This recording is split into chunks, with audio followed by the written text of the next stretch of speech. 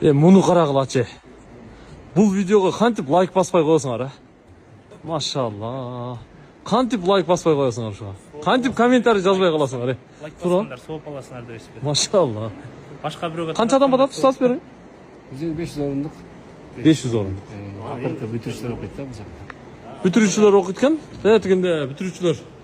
Алар эми хадис жаттап, хадис окуп атса керек. Бизде бүгүн жума күнү бизде эс алуу. Жума күнү эс алуу. Бизде эс алуу.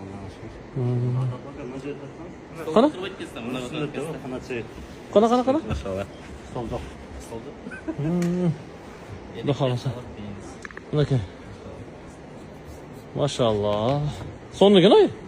Отуруп алып окуганга жакшы экен да. Кана жигиттер, бияка өткүлөчү. Чогуу отуруп биз сүрөткө түшүп коелу. Кандай десиңер? Болду. Чогуу. Өткүлөчү. Кадимки өзүбүздүн улуттук мурас боз үй формасында жасалыптыр. Түндүк туугандар.